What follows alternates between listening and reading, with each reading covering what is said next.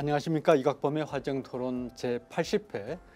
오늘은 싱가포르 북미 정상회담 1년 무엇이 달라졌나 하는 주제로 두 분 전문가분 모시고 토론해 보겠습니다. 싱가포르 회담 1년, 그동안 우리는 참 많은 기대를 가졌습니다. 그동안에 우리가 전쟁 없이 평화시대를 맞이하겠다고 하는 기대는 우리가 평소에 하던 그런 기대와 달리 막상 최종의 목표를 향하는 데는 우여곡절이 참 많구나 하는 가르침을 다시 한번 받게 되었습니다. 이렇게 어려운 때 우리가 지난 1년을 회고하면서 두 분 전문가분 모시고 과연 지나간 1년은 어떠하였고 앞으로는 무엇을 어떻게 해야 될지 중점적으로 토론해 보겠습니다.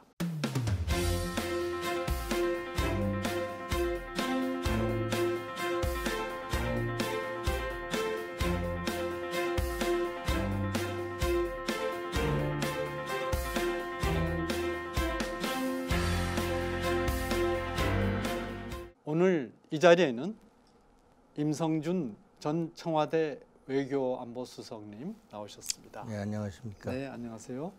그리고 남성욱 고려대학교 통일외교학부 교수님 나오셨습니다. 안녕하십니까. 네, 안녕하십니까. 앞에서 말씀드린 대로 싱가포르 회담 작년에 개최됐을 때 우리는 곧 한반도 평화 체제가 구축되고 전쟁이 종료된다라고 하는 굉장히 큰 기대를 가졌습니다.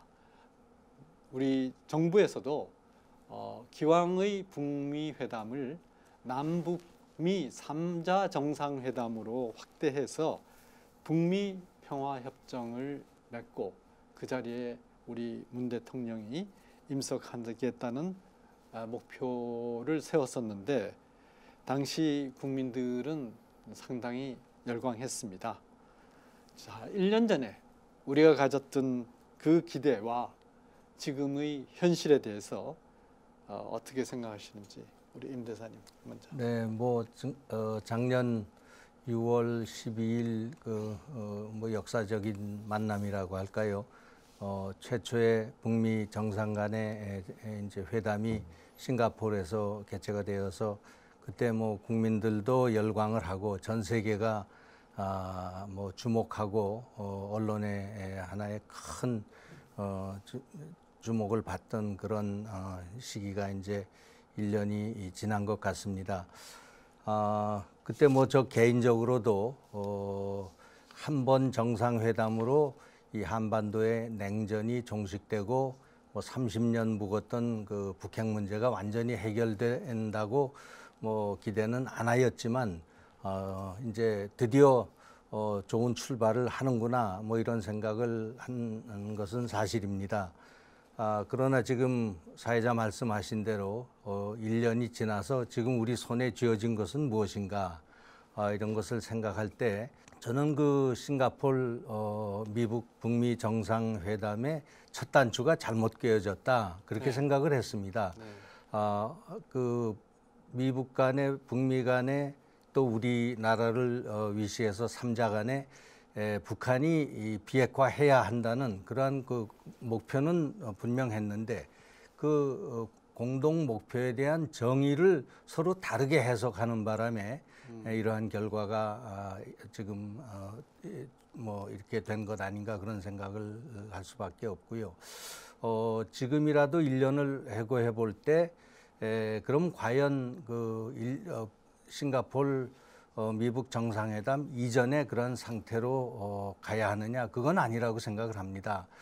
지금 여기서라도 우리가 잘 사태를 추스리고 또 지금 얘기가 되고 있는 제3차 미국 정상회담이 언제 될는지는 모르겠습니다만은 그러한 그 평화의 과정을 걸어가는 것은 마땅하다 이렇게 볼 때 언론의 보도를 보니까 김정은 위원장이 이 북미 정상회담 1주년을 맞이해서 친서를 보냈다는 그 뉴스를 접했습니다. 이거는 저는 긍정적인 신호라고 볼 수도 있겠습니다. 앞으로의 모든 과정 잘 지켜볼 필요가 있겠습니다. 네.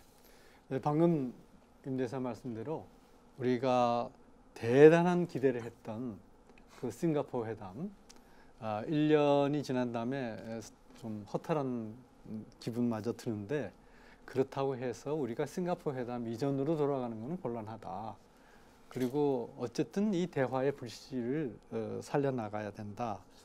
이렇게 했을 때 지금 싱가포르 회담에서는 상당히 괜찮은 것처럼 생각했던 게 이 완전한 비핵화가 이루어질 것이다라는 기대를 북미 한국 이 3자가 다 가졌던 것 같아요.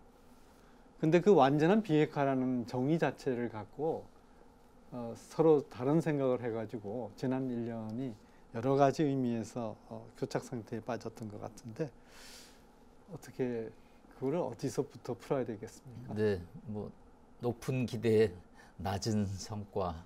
네. 영어 뉴욕 타임즈 표현으로 high expectation, low result였지 예. 않았느냐. 네, 네. 3월 5일 날 정의용 특사가 이제 평양에서 김정은 위원장을 만나서 6개항의 합의문을 전달받으면서 트럼프 대통령과 정상회담을 하고 싶다라는 메시지를 전해달라. 네. 이제 이게 출발이 없고 바로 워싱턴으로 날아가서 전했습니다. 그랬더니 뭐 정말 트럼프 대통령 아주 예스를 그냥 현장에서 얘기를 해가지고 이게 이제 전격 성사가 되기까지 한 3개월간의 시점이 있었는데, 그 미국의 이렇게 그 언론의 그 기대를 표시하는 용어들이 점점 달라지는데, 처음에 3월 달에 정상회담 수락할 때는 뭐 당연히 키워드가 리비아 마들이었습니다. 네. 그랬더니 네.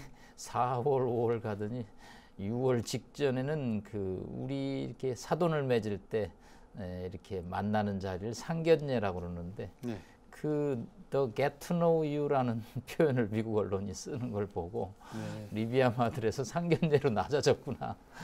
그래서 결국 이 싱가포르 회담은 뭐 예견된 결과가 아니겠느냐. 네. 그래서 4개항의 합의문, 그리고 뭐 미 어떤 군인들의 유해 송환은 사실 뭐 북핵 문제하고 상관도 없는 게 네. 마치 큰 성관처럼 포장이 돼서 총론의 합의, 네. 과거 역대 어떤 미북 간의 합의보다도 좀 부실한 합의가 됐고, 그래서 뭐 상견례니까 서로 뭐 안면 익히는 정도에서 끝이 났고, 이제 메인 본 이제 혼인을 할 것인지 안 할 것이가 지난 2월 말에 하노이 회담인데, 이게 30년 됐거든요. 이 북핵 문제가 공개된 지 89년에 프랑스 상호비성이 영변 핵시설을 찍어서 공개함으로써 네. 30년 된 문제를 뭐 지금 임성준 수석님 말씀한 대로 한 번에 만나서 풀 수가 있다면 너무 좋겠지만 현실은 이제 냉혹했죠. 그래서 저는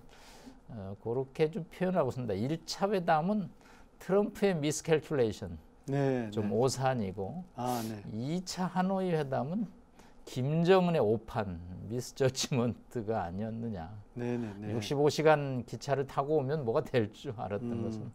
좀 오판했다고 봅니다. 북미 정상회담이 어떤 그 결말로 끝날 것인가, 뭐 여러 예측도 많고 전망도 많고, 뭐 나중에 저도 그때 언론에 뭐 좀 몇 번 출연을 하면서 제 소견을 말씀을 드렸습니다마는, 이게 정말 점수로 따지면 몇 점이 될 것이냐. 네. 그랬을 때 제가 한 70점 정도면은 잘 될 것으로 본다. 그 말씀을 드렸는데, 왜 그랬는가 하면은 이 60점은 이제 그 이하로 가면 낙제 점수니까, 낙제 점수라는 거는 이제 이게 실패가 되는 것이고, 이 60점은 일단은 두 정상이 역사상 처음 만난다는 그 자체가 60점 되는 거다, 이거는. 네. 그래서 거기에서 10점만 더 얹으면은 1차 정상회담은 뭐 어느 정도 맥을 잡고 성공으로 가는 그러한 그 길을 열 것이다 했는데, 저는 그때 그 10점을 건지지를 못한 것 같아요. 그래요? 네, 그래서 이제 네. 60점으로 그 보더 라인에서 이제 끝나서 이제 아까 말씀드린 대로 첫 단추가 좀 잘못 꿰졌다. 뭐 이래서 지금의 어떤 정체 상태까지 이런 거 아닌가, 그렇게 뭐 평가를 합니다. 네. 지난번 그 하노이 선언 때 우리 정부에서는 굉장한 기대를 했습니다. 그래서 청와대 대변인 발표로 이번 하노이 회담에서는 종전선언은 기본이고 그 이상의 것을 기대하고 있다 이렇게 얘기했는데, 물론 그 이상의 것은 미북 연락사무소, 그리고 장기적인 외교관계 수립, 그리고 한반도 평화체제 구축을 위한 다단계 조치, 이런 것들을 다 하노이에서 이뤄낼 거라고 기대를 했었죠.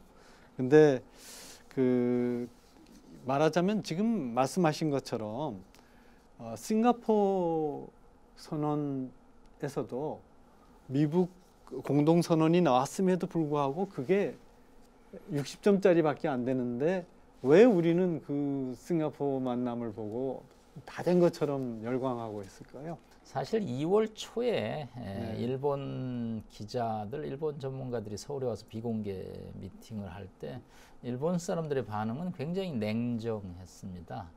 이번에 조금 어렵다라는 투로 얘기를 하더라고요. 네네. 그래서 이제 우리는 기대가 크다라는 이제 반론을 했는데, 역시 똑같은 얘기를 해도 한쪽의 선입감을 갖고 받아들이는 쪽과 객관적으로 받아들이는 쪽의 판단이 틀리지 않았냐. 무슨 이야기냐면 트럼프 대통령이 분명히 아베 총리에게 이번에 우리가 원하는 기준에 북한이 도달하고 있지 못하다는 메시지를 줬고, 일본 외교 당국자들은 이번에서 성과를 거두지 못 거라고 우리한테도 유스타하게 얘기를 했지만 우리는 우리식으로 해석을 하죠. 네. 일종의 기대, 위시풀 싱킹이죠. 그래서 희망적 네. 사고를 가지고 뭐가 이루어지는구나라고. 네. 왜냐하면 우리의 대통령이 그걸 희망하니까 그걸 전달받는 또 우리의 스태프들은 뭐 낙관적으로 보고를 하고, 그럼으로써 이제 이 외교 일종의 뭐 노딜에 대한 아주 패닉이 서울과 평양에 동시에, 아마 저는 뭐 서울 측에서 분명히 평양 측에다가 트럼프 대통령이 적극적인 입장으로 아마 회담에 성과가 있을 거라는 메시지를 저는 주고받았다고 생각을 합니다. 그렇기 때문에 김정은 위원장이 기차를 65시간 타고 왔고, 그 돌아가는 그 실망은 너무너무 컸지 않았느냐. 그래서 한국의 이 청와대와 외교 당국들이 워싱턴의 입장을 보고 싶은 것만 보고 또 객관적으로 판단하지 않는 그런 좀 어떤 걱정과 우려가 좀 있다고 생각을 합니다. 그 하노이 그 회담을 이제 이렇게 다시 한번 되짚어 보면은 저는 트럼프 대통령의 아주 이 협상가로서 노련한 그런 것을 그때 이제 발휘를 했다 생각을 합니다. 그러니까 1차 그 싱가포르 정상회담 후에 미 국내적으로 여러 가지 그 트럼프 대통령이 잘못한 거에 대해서 뭐 언론의 지적도 많았고, 전문가들의 뭐 어떤 그 굉장히 참 그 비판적인 그런 의견들이 많았는데, 그 중간 선거 등을 앞두고 트럼프 대통령으로서는 이게 한번 그 만회를 해야 되겠다. 이런 그 생각이 이제 상당히 컸던 것 같고요. 그래서 이번에야말로 김정은 위원장에게 미국의 정확한 입장을 전달을 해서 자기가 이걸 그 잘못 짚어서 가는 게 아니라는 것을 대내적으로 과시하고, 여러 가지 이제 그런 필요성이 있었기 때문에 트럼프 대통령으로서는 아주 작정하고 왔던 것 같고, 지금 말씀하신 대로 북한은 상당히 오판을 했던 것 같아요. 그래서 이제 그것이 지금 확인되지는 않았지만은 하노이 정상회담을 준비했던 북한 측의 실무진들이 지금 숙청당했다, 뭐 김혁철이는 뭐 처형당했다, 이런 그 지금 확인되지 않은 그 보도들까지 지금 나오고 있고, 그런 면에서 북한의 정보력이 상당히 그때는 좀 이렇게 제대로 작동하지 않은 것 아니냐. 또 우리까지 그것을 좀 낙관적으로 생각을 했다면 우리도 그런 뭐 책임에서 좀 이렇게 면피하기가 어렵지 않느냐. 저는 그런 생각도 해봤습니다. 네. 근데 이게 지난번 작년 3월 5일이죠. 아까 네, 우리 그렇습니다. 남 교수님 말씀하신 네. 대로 정의영 안보실장이 백악관 앞에서 회견을 하면서 김정은 친서의 내용, 대해서 언급을 했을 때 뭐 친서는 아니지만 김정은의 구두 메시지죠. 구두 메시지를 대신 전달했죠. 네, 그러면서 그때 얘기가 트럼프 대통령과 직접 만나고 싶다. 그리고 그 전제로서 한반도 비핵화는 선대로부터의 유훈이라 네. 우리는 반드시 할 것이다. 그리고 한 걸음 더 나아가지고 동계 올림픽 때문에 잠시 중단했던 한미 군사 훈련을 재개하는 것에 대해서 북한은 전혀 이의가 없다. 이해를 하고 있다. 없다.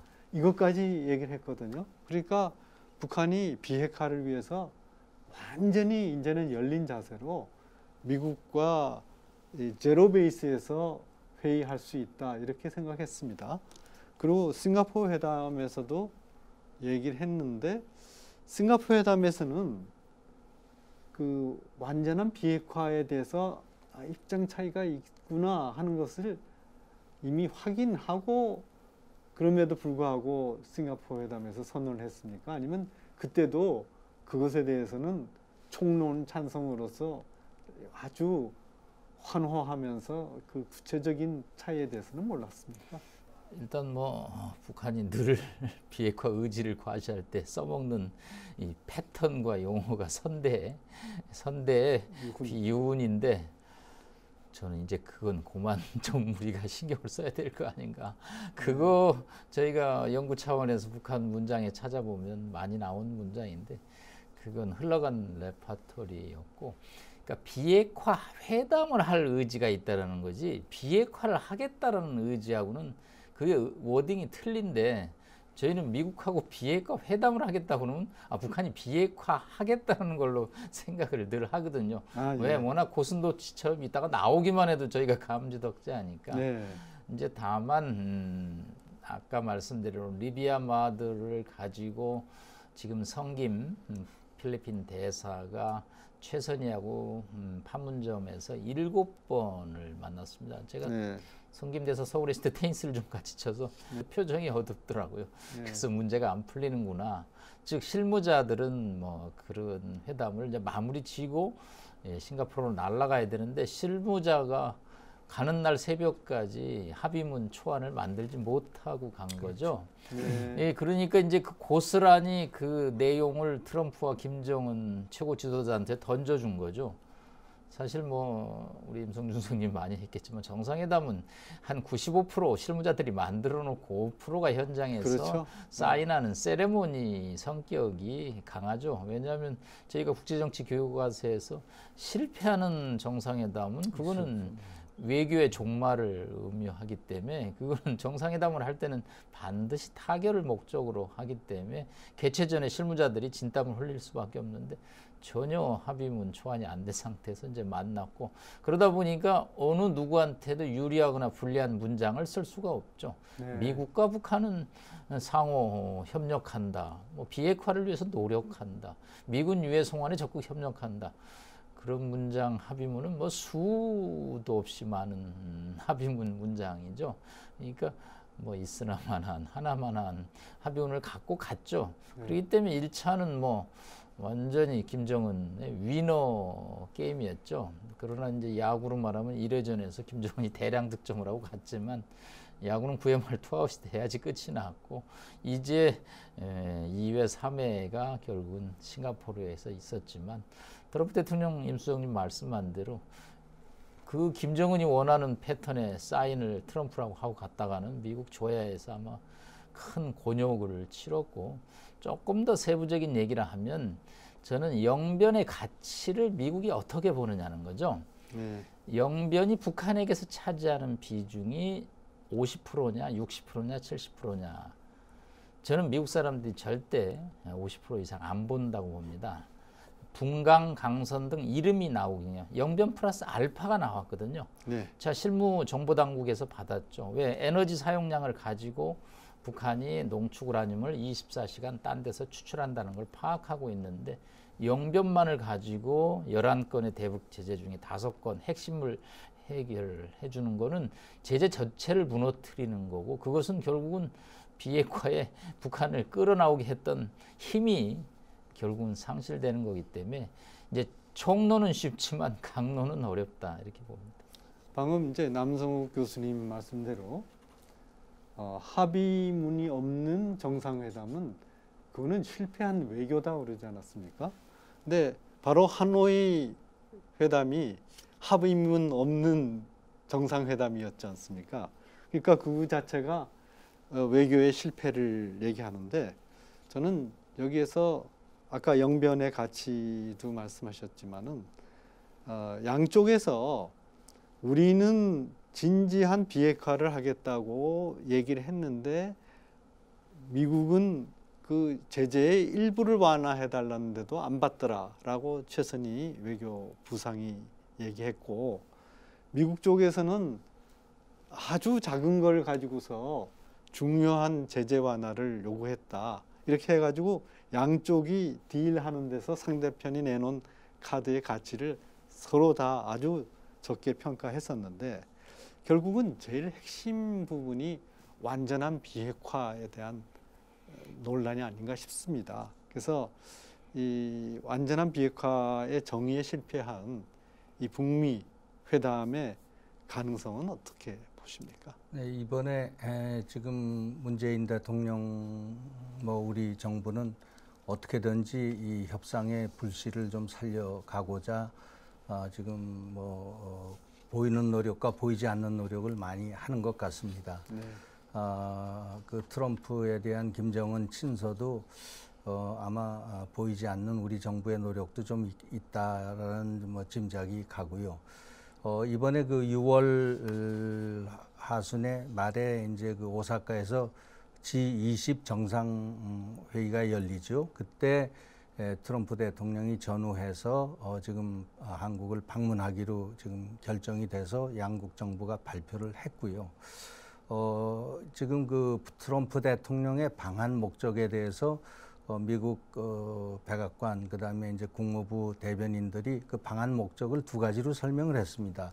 첫째는 한미 동맹 강화 또 한미 동맹을 발전시키기 위한 여러 가지 이 사안에 대해서 두 정상이 논의할 것이고 이거는 어떤 우리 측이 워싱턴을 가든지 미국 대통령이 한국을 오든지 꼭 이 논의는 하게 돼 있습니다. 이게 제일 중요한 의제가 되고요. 두 번째로는 북핵 문제의 앞으로 해결 방안에 대해서 두 정상이 논의하는데 이 북핵 문제는 FFBD 방식으로 이제 풀어야 된다. 최종적 완전 검증된 비핵화. 그러니까 미국이 제시한 어떤 이런 협상 목표에서 완전히 이제 이것을 목표로 해서 해나간다. 그러니까 여기에서 수위를 내리거나 네. 또 여기에 미흡한 그러한 목표는 그거는 이제 목표가 아니다. 이런 점을 이번에 분명히 하는 것 같고요. 그래서 이제 우리 측으로서 상당히 부담이 될 겁니다. 트럼프 대통령이 방한을 하더라도 어떤 그 공통의 어떤 분모를 만들어서 이제 이 비핵화의 불씨를 살려가느냐, 또 북한을 어떻게 설득해 내느냐, 이제 이런 것이 참으로 쉽지 않은 앞으로 전망인데, 그래서 저희 정부도 너무나 북한 편에 이렇게 서서 북한을 두둔하는 그러한 중재 노력을 하는 것은 이거는 지금은 이제 우리 국민도 설득하기가 어렵고 전 세계적으로도 설득력이 없는 그런 방법이기 때문에 확고한 그 FFBD의 입장에 우리도 서서 북한에 요구할 것은 분명히 요구하는 그러한 방식으로 앞으로 물꼬를 트면 터야 되겠다. 문재인 대통령이 여러 번 지금까지 이 하노이 정상회의 실패 이후에 해외 순방에서 지금 북한이 여러 가지 경제적으로 어렵고 식량 사정도 어려우니 그 주민들의 생활을 좀 유지시키기 위한 정도의 그 유엔 제재는 풀어줘야 되는 거 아니냐 하고 제재 해제를 많이 지금 설득을 그 외국 방문 시에 하셨거든요. 그렇죠. 그런데 대해서 하나도 우리가 지금 그 상대방 국가의 어떤 동의나 또 신호를 저희가 얻질 못했습니다. 그래서 앞으로의 우리 노력, 정부의 노력의 방향이 이제 거기에서 우리가 찾을 수 있는 거고요. 그래서 이번에 북한이 나올 때는 정말 그 전체적인 비핵화에 대한 어떤 의지를 그 하나의 로드맵에 완전히 합의를 할 수 있는 그런 방안을 가지고 나올 수 있도록 북한을 우리가 적극 설득해야 되지 않겠느냐. 이 3.1절 기념사에서 문재인 대통령은 그 하노이 선언이 2월 28일 날 아주 극적으로 잘 나올 것으로 보고 3.1절 대통령 기념사에서 신한반도 체제 선언을 하려고 하였다 하는 것이 그 사전에 여러 언론에서 나왔습니다. 이거는 이제 공개된 비밀인데, 그럴 때 우리가 궁금했던 것은 그 신한반도 체제 선언의 주요 내용이 무엇이었을까 하는 거거든요. 일단 2월 28일 날 심야에 싱가포르에서 무슨 일이 일어났는지를 조금만 저희가 한번 들여다볼 필요가 있습니다. 하노이에서요? 예, 이제 트럼프 대통령이 김정은을 향해서 You are not ready. 당신은 협상할 자세가 준비가 안 돼 있다라는 말을 남기고 떠나죠. 네. 그 얘기는 뭐냐면 조금 전에 앞서 말씀드린 대로 핵은 당신 갖고 있는 것 중에 50%만 내놓으면서 제재 11건의 핵심을 흔들면서 해제해달라고 하는데, 당신 아직 미국을 잘 모르는다. 이런 식으로 하면 안 된다. 다음에 준비 더 해갖고 나와라. 아주 나이 많은 선배가 후배를 타일르듯이 하고 떠났죠. 그랬더니 그날 이제 심야에 최선희 이용호가 부산스럽게 뛰어다니면서 언론전을 펼쳤습니다. 우리가 요구한 건 11건 중에 5건인데 왜 민수용 그것도 못 해주느냐. 우리 영변이 우리 핵의 거의 성직격에 해당하는 대다수인데, 뜯어다 보면 북한의 주장이 다소 좀 논리에 맞지 않다. 그래서 폼페이오가 필리핀에 가서 익명으로 말장난하지 말라라는 표현을 썼습니다. 그 얘기는 뭐냐면 대북 제재, 유엔 안보리 제재가 2016년을 기점으로 해서 이게 성격이 완전히 달라집니다. 그 전 6건의 제재는 주로 직접 스트라이크를 해서 무기 제조를 못하게 하는, 주로 공격 무기의 차단에 중점을 줬다면 16년 채택된 제재들은 이제 돈줄을 차단하는 거죠. 그런데 그 전에 무기 직접 수출입을 막는 제재는 별로 아프지 않았는데 돈을 딱 틀어막으니까 이게 2005년에 BDA, 방코델타 아시아은행처럼 아프기 시작을 한 거죠. 네. 김정은의 궁중경제를 차단하니까 네, 제 아무리 핵을 개발해도 지갑을 막아버리는데 재간이 없죠. 그래서 이제 그거 5건을 펴달랐는데 미국 입장에서는 스스로 아킬레스건을 고백받은 셈이죠. 이제 그러다 보니까 이게 회담 자체 이게 성사 가능성이 이미 2월 1일 일본 측에다 전달할 처럼 가능성이 없는데도 우리 정부는 이제 아까 말씀드린 진권가에 소문까지 돌면서 성대한 준비를 해서 3월 1일 날 광화문에서 아까 이수영님 말씀한 대로 신평화 체제를 선언하는데, 근데 이제 종전 선언을 하겠다라는 거죠. 그리고 북한과 미국의 적극적인 어떤 외교관계 수립을 나가고 제재는 다 이제 하고 남북 간의 경제 협력을 본격적으로 하고 이제는 거칠 것이 없다라는 신한반도 시대라는 이제 그런 어떤 공연과 함께 이벤트를 준비를 했습니다. 그러나 끝나자마자 문재인 대통령 그 행사는 당연히 취소됐고 워싱턴에 갔습니다. 가서 이제 정상회담, 남북 정상회담 하겠다라는 의사를 표시했는데, 미국 측 발표문을 보면 무기 구매 얘기가 굉장히 웨이트가 실려 있는 거죠. 그 얘기는 정상 간의 만남은, 특히 미국 정상을 만나는 거는 저는 공짜는 아니라고 봅니다. 네. 우리가 급해서 갔지만 반드시 저 사람들이 반대급부를 요구를 하죠.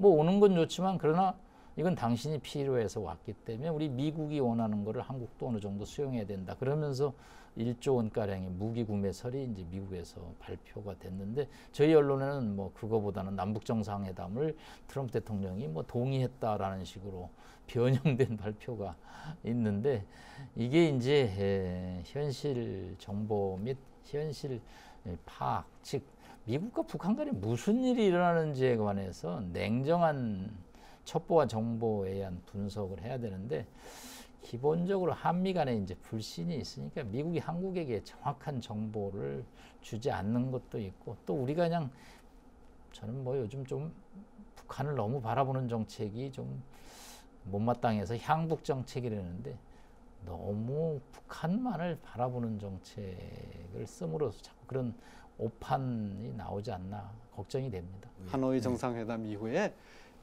문재인 대통령이 급히 미국을 갔을 때 남북 정상회담을 하겠다라고 트럼프 대통령한테 얘기하니까 트럼프 대통령이 그거 참 좋은 생각이다.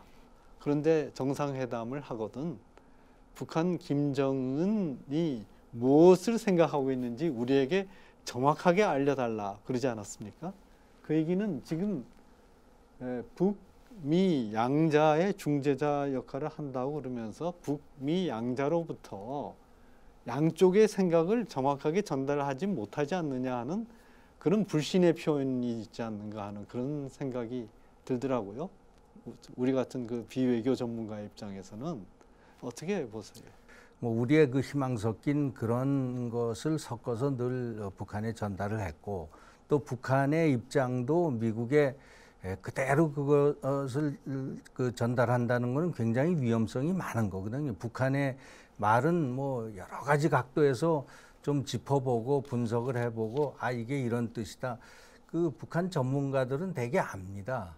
이제 그런데 그것을 그냥 북한의 그 선전적인 어떤 그 문구나 그 말하는 그런 것을 그대로 전달하게 되면은 이게 탈이 나는 겁니다. 네. 그렇게 안 되는 거고 거기에는 뭔가 가시가 있는 거고 또 여러 가지 그 문제를 많이 포함하는 내용이 있는데 뭐 아까도 우리 남 교수님 말씀하셨지만은 그 정우영 그때 특사가 이제 그 김정은 만나서 얘기한 것도 사실은 그걸 그대로 그걸 확신한다 이걸 그 김정은의 얘기를 믿는다라면서 전달하는 거는 저는 굉장히 위험성이 컸다고 봐요. 그런 면에서 이제 이런 것들이 지금 서로 얽히고 꼬이고 이제 이렇게 왔는데 그리고 지금까지도 지금 우리 정부가 북한에 대해서 어떻게든지 지금 그 남북 간의 화해 협력을 좀 깊이 하고 또 북한의 어려운 경제나 식량난 이런 걸 해소하기 위해서 인도주의적인 지원을 뭐 지금 여러 가지로 이렇게 제의도 하고 하는데 북한이 지금 꿈쩍도 안 하고 있습니다. 이건 너무 우리를 무시하는 태도인 것 같고요. 네. 그러면서 우리한테 지금 아까 말씀하신 대로 문재인 대통령한테 할 말은 아니지만 그런 말까지 하는 거는 왜 우리 편에 안 서고 뭐 지금 왔다 갔다 하느냐 하고 북한은 북한대로 지금 불만을 가지고 있거든요. 네. 그래서 저는 이런 지금 시점에서는 정확하게 우리 정부가 정리를 해서 미국의 입장은 이것이고 국제사회도 이렇게 생각을 하고 우리 정부도 거기에 같이 한다 뜻을 그런 걸 북한한테 정확하게 전달을 함으로써 그런 오해 이런 뭐 잘못된 불신 관계를 좀 해소를 시켜야 된다고 봅니다. 우리 정부가 그동안에 확실히 불명확한 태도를 취함으로써 사실은 북미 간에 있어서의 평화를 향한 공동 노력에도 크게 도움을 못 주지 않았는가 하는 생각이 듭니다. 그래서 트럼프 대통령이 이달 말 방한 때 문재인 대통령 만나가지고 북한의 비핵화 방안에 대해서 같이 논의하겠다고 얘기했고 아까 우리 임성준 대사님 말씀에도 한미동맹의 강화, 북핵 문제 해결 이걸 한다고 그랬는데 이 북핵의 그 비핵화 방식에 있어서 한국과 미국이 상당히 이견을 갖고 있고 한국이 지금 북미 간 빅딜 이후에 즉각적인 핵시설 폐기를 주장하는 미국 입장에 완전히 동조하지 않고 오히려 부분적인 군축, 상호 군축 이쪽에 서는 것이 아닌가 하는 의구심 때문에 결국은 양쪽의 중재자 역할을 제대로 못하는데 이거를 좀 타결하기 위해서 한국이 지금 남북 문제를 해결하기 전에 또 북미 문제를 해결하기 전에 한미 간의 이견을 완전히 좁혀서 북한에 대해서도 분명한 메시지를 줘야 될 때가 되지 않았습니까? 네, 뭐 한국이 요즘 워싱턴 별로 안 쳐다보고 평양만을 자꾸 쳐다봐서 좀 걱정 상황입니다. 일단 이제 비핵화를 하는 모델이라는 게 있습니다. 뭐 그동안에 남아공, 리비아, 뭐 카자흐스탄, 우즈베키스탄. 일단 비핵화의 시작은 핵이 얼마나 어디에 있느냐 그거부터 고백하는 것부터 시작이 되죠. 네. 일단 저희가 뭐 부동산 거래나 무슨 회사를 M&A 할 때도 도대체 자산은 얼마가 있고 부채는 얼마가 있는지 그 현황 파악이 시작이 돼야 되거든요.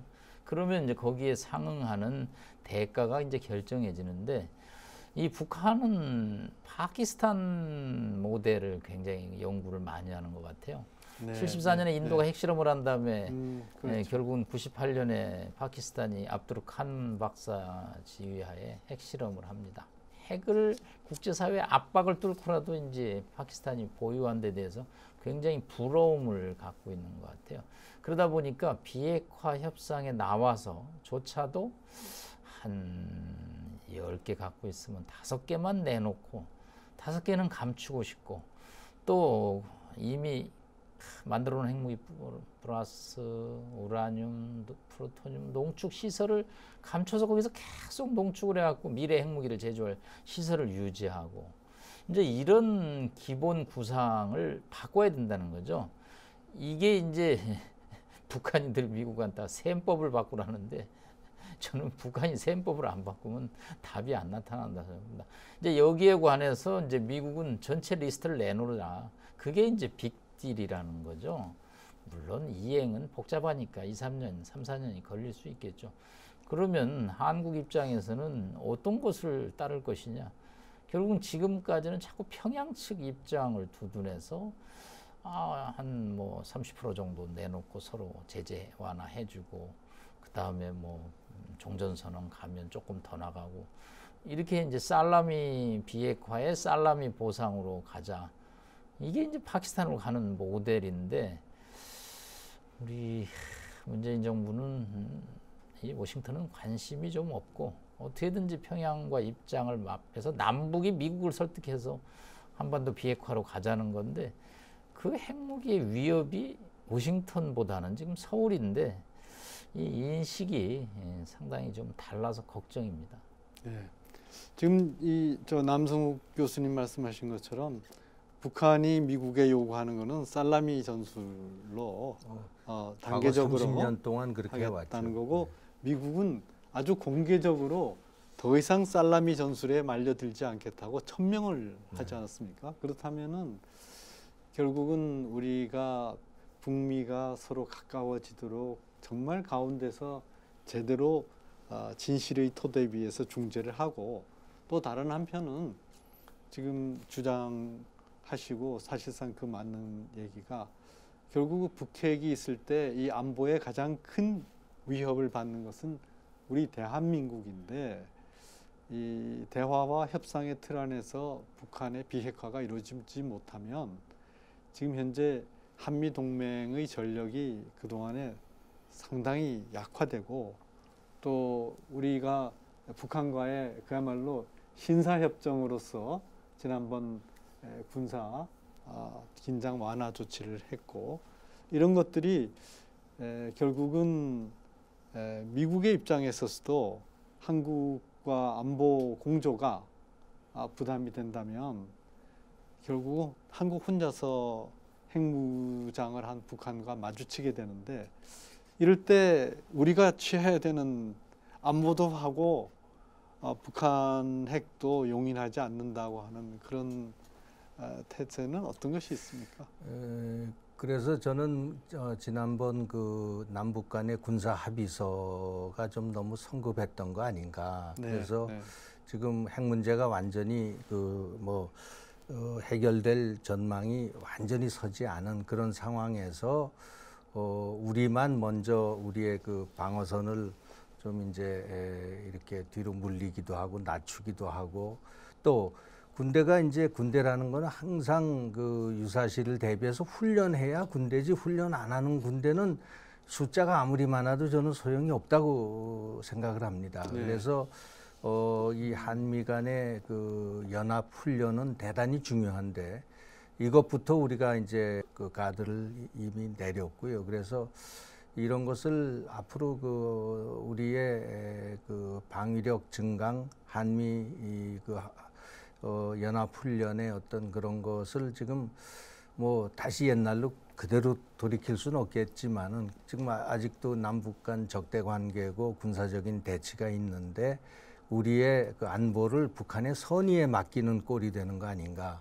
그거는 안보라는 거는 뭐 120%, 150% 다져도 그게 지켜질까 안 지켜질까 그런 모르는 상황인데 우리가 너무 성급하게 우리의 안보 태세를 약화시킨다든가 우리의 전력 증강 계획을 흐지부지 한다든가 이런 것은 뭐 저는 우리 국민들이 동의하지 않으리라고 보고요.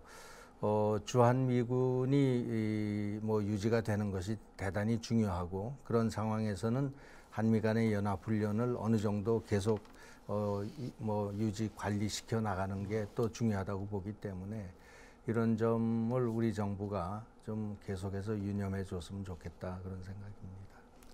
네, 북한이 스스로의 그 위치를 미국의 국내 정치에도 상당히 좀 과대평가해서 자세를 취하는 것 같아요. 들리는 일설에 의하면은 하노이 회담은 올해 2월 달에 일어났지만은 작년 11월 미국 중간 선거가 있기 전에 북한이 미국 측에 끊임없이 우리가 좀 나서서 트럼프 대통령하고 좋은 협상을 해야지 당신네 중간 선거에 유리하지 않겠느냐라고 메시지를 보냈다고 합니다. 이 메시지가 저는 뭐 상당히 권위 있는 외교 소식통이 밝힌 거니까 있을 거라고 보고 북한이 취한 태도에 대해서 미국이 당신네들은 스스로를 너무 과대평가하고 있다라고 했다는데 지금 북한이 아직도 미국이 내년 대선을 치르기 전에 북한이라는 변수가 트럼프 대통령으로서는 활용하고 싶은 변수가 아니겠느냐라고 생각하고 그걸 활용하려면 이제는 올해 말까지 가시적인 성과를 내라 이렇게 얘기하고 있다는데 그게 통할 수 있는 얘기인가요? 과거 협상으로 평양을 가서 이렇게 그 참사들하고 개별로 얘기하면 남측 국내 정치에 굉장히 관심이 많아요. 네. 뭐 신문도 보고 인터넷도 보고 그리고 저희한테 물어봅니다. 그런데 10개 중에 9개 질문을 보면 굉장히 피상적으로 파악을 하는구나. 뭐 직접 살아보진 않았으니까 뭐 정보라는 게 제한적이죠. 그런데 이 사람들이 지금 또 하나 행태가 미국에 대해서는 한국보다 더 모른다. 미국에서 사는 한국 사람들도 미국을 잘 모르겠는데 뭐 거기 뉴욕에 좀 뭐 대표부에 몇 년 근무하고 협상 좀 했다고 그래서 미국을 재단을 하려고 그러는 거죠. 북한의 어떤 국제관은 이 구한말 조선과 저는 유사하다는 표현을 쓰는데 네, 네. 이제 내년 뭐 11월 미국의 대통령 선거를 앞두고 북한의 오판 중에 하나가 트럼프를 살짝 볼턴하고 띄워놓고 회담장에서 그냥 전격적으로 사인하게 만들면 뭔가 자신들이 의도하는 목적을 달성할 수 있지 않을까라는 착각이죠, 착각. 네, 네. 네. 네. 볼턴은 배드캅을 역할을 하고 트럼프는 굿캅의 역할을 하는 역할 분담이고 워싱턴의 조야라는 게 뭐 대사님 아시겠죠? 그렇게 단순하지 않거든. 민주공화도 있고 수많은 싱크탱크가 있고 그 커리어 디플로매트가 얼마나 많은데 트럼프를 마치 회담장에서 호텔 구석으로 데리고 가서 사인해 갖고 내가 너를 도와주게 한다라는 그 상황 자체가 저는 구한말에 조선과 똑같다는 표현을 쓸 수밖에 없습니다. 지금 미중 무역 분쟁도 말씀하셨는데 아카일로에 있거든요. 이 와중에서 우리나라 기업들이 양쪽의 압박을 개별적으로 불려가가지고 지금 받고 있어서 상당히 고전하고 있는데 기업들과 더불어서 우리 정부가 국가 전략을 짜고 앞으로 그 우리가 4차 산업혁명 시대 맞이해가지고 지금 우리 전략적 산업들의 운명이 갈려 있는데 화웨이라든지 이런 게 다 4차 산업혁명하고 관련되는 거고 그래서 미국이 지금 신경을 쓰는 거 아닙니까? 그러면은 우리는 어떤 대응을 해야 되겠습니까? 일단 최근에 정부의 대응에 대해서 매우 안타까운 심정을 갖지 않을 수 없습니다. 뭐 총리가 하나 대책을 세우라고 그랬더니 뭐 그야말로 뭐 차관급도 아닌 그 밑에 급 중심으로 해서 뭐 15명의 공무원들을 모아서 뭐 준비 타스크포스를 만들다는 보도가 나오고 있는데 장관이 지금 뭘 하고 있는지 저는 그게 궁금합니다. 그리고 이 문제는 대통령이 나서야죠. 1급 공무원들이 지금 나서서 이 문제를 풀 수 있는 상황이겠느냐 이거죠.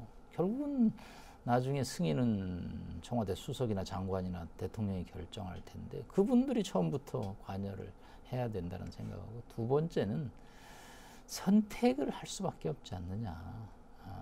누이제코 매부 좋은 국제 정치가 과연 있는지 뭐 윈윈이라는 표현은 저희가 학술적으로 쓰는 거지 현장에서는 선택을 할 수밖에 없고 경제와 안보라는 뭐 두 가지 패널이 있지만 저희 모든 국가 발전의 기본은 한미동맹을 저는 기본으로 한다고 생각합니다. 예. 그래서 동맹이 같은 곳을 바라보지 않으면 그거는 정말 동맹이몽인가요? 뭐 그렇게 예. 표현을 예. 다른 곳을 바라보는 동맹은 그건 동맹이라고 말할 아니죠. 수가 없죠. 네. 그래서 중국과의 이미 저희가 한번 경험을 했습니다.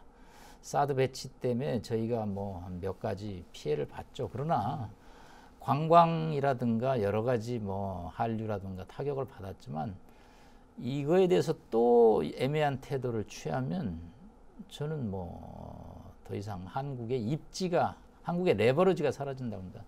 이거는 한국이 지금 미국으로부터 눈초리를 받는 가장 큰 이유는 저는 2년 전에 트럼프 대통령이 문재인 대통령이 제안한 인도 패시픽 전략에 동참을 요구했을 때 문 대통령이 대답을 안 했죠. 예. 저는 그 뒤부터 한미동맹이 동맹이몽 쪽으로 좀 가고 있다라는 거죠.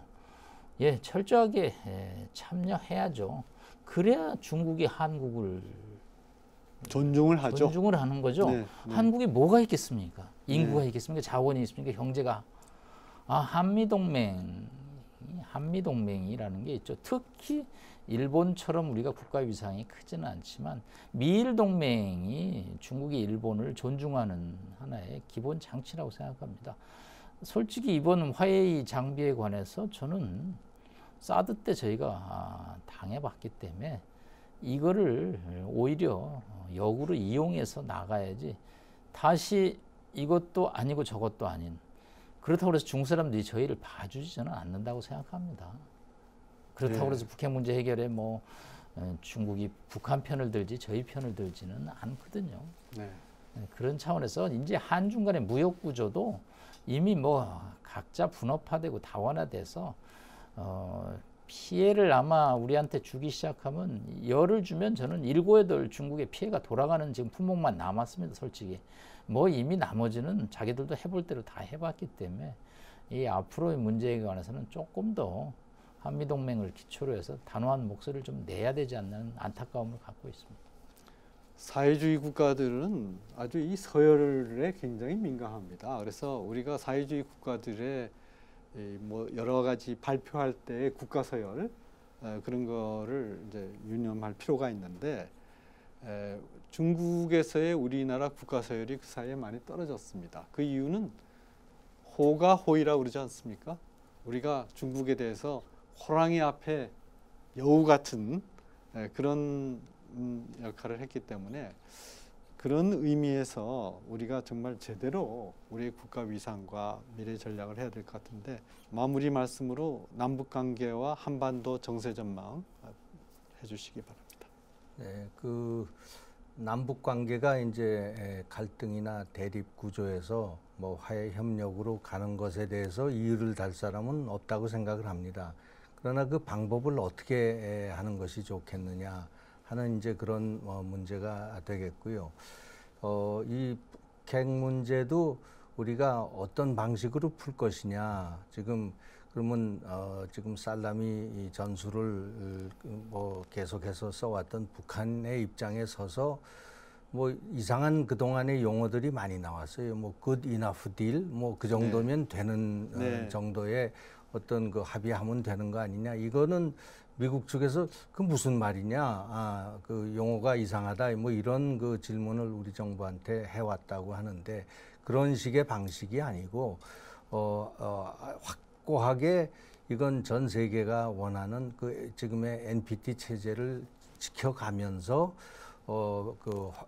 핵을 확산하지 않고 더 이상 이제 핵무기를 생산 제조하지 않는 그런 방식의 어떤 그 뭐 CBID든지 FFBD든지 이런 그 미국과의 입장을 확고히 해가면서 이거를 해결하는 노력을 시간이 걸리더라도 해나가야 되겠다. 그렇다고 지금까지 했던 것을 다 그냥 없앤 채 과거에 또 어떤 북한이 핵실험을 하고 또 탄도미사일을 발사하는 그런 대로 돌아갈 수는 없겠지만 그런 것을 억제하면서 이러한 그 협상을 잘 이끌어 갈 수 있도록 우리 정부가 좀 정신을 차리고 제대로 된 그러한 역할 또 한미동맹을 강화하고 하는 그런 것을 해야 우리의 생존권이 확보가 되고 또 우리의 경제도 설 땅이 있다고 저는 생각을 하기 때문에 네. 그런 노력을 우리 정부가 좀 잘 기울여 줬으면 좋겠습니다. 네, 감사합니다. 남성욱 교수님. 예, 저는 이제 문재인 정부가 2년이 지났습니다. 네. 뭐 정부가 출범해서 정책을 시도하는 자체에 대해서 저희가 왈가왈하는 것은 한계가 있죠. 그러나 한 2년 정도 정책을 추진해서 이제 성과 분석을 저는 좀 해야 된다고 생각합니다. 그 얘기는 너무 북한에 많은 관심, 너무 많은 정책, 이 4차 산업혁명 시대에 정말 일자리에서부터 한국 경제가 어려워서 정말 청와대와 대통령 장관들이 해야 될 일이 정말 많은데 마치 평양 핵 문제, 북한 남북관계 개선 이외에는 관심이 없는 듯한 이 향북 정책, 저는 어느 국가의 우리 어느 정부의 대통령이 본인이 통일 대통령이 된다고 하는 생각 자체가 저는 문제가 있다고 봅니다. 이 한계가 있을 수밖에 없거든요. 5년 단임 대통령 입장에서. 그래서 저는 이 정책의 비중이 20% 이상 넘으면 좀 곤란하지 않느냐. 국가의 발전을 위해서는 북한 문제에 대한 관심을 너무 많이 갖지 마시고 좀 대한민국이 4차 산업혁명 시대에 잘 발전할 수 있도록 좀 관심의 초점을 좀 바꿔주시기를 간곡히 부탁드립니다. 지금까지 이각범의 화쟁토론 제80회 싱가포르 북미 정상회담 1년 후 무엇이 달라졌나를 주제로 임성준 전 청와대 외교안보 수석님 그리고 남성욱 고려대학교 통일외교학부 교수님 두 분 많은 고견을 들려주셨습니다. 지금 미중 이 전쟁에 있어서 이 무역 전쟁을 바라보는 국내의 입장이 여러 이념적 축에서 달라지고 있습니다. 지난주 일본 경제신문에서는 그동안 미중 관계를 바라보는 한국의 자세가 마치 명청 세력 교대기에 해당된다고 생각하고 그동안에 세계 지배해오던 미국을 명에 비유하고 그리고 새로이 떠오르는 세력인 중국을 청에 비유해서 한국은 더 이상 명에 기대는 이 보수적 입장을 버리고 새로이 떠오르는 중국과 가까워야 된다는 새로운 진보적 입장이 힘을 얻어간다라고 했습니다. 근데 저가 개별적으로 사회경제사를 부전공으로 했던 사람으로서 제국의 흥망을 공부한 결과 흥하는 제국은 항상 혁신을 통하여서 새로운 세력을 넓혀갔고 망하는 제국은 혁신이 아니라 관료적 지배, 기존의 그 조직의 지배에 의해서 경직화되기 때문에 망했습니다. 지금 미국과 중국 이 두 나라를 볼 때 어느 나라가 보다 더 혁신적이고 어느 나라가 보다 더 과학기술 중심으로 새로운 지식산업을 일깨워가고 있고 어느 나라가 당 중심의 관료적 문화 속에서 통치를 하는지 비교해 보면 어느 제국이 현재 떠오르는 제국인지 아직까지는 그 판단을 할 수 있는 때라고 생각합니다. 우리의 현명한 선택과 결단이 필요한 시점입니다. 감사합니다.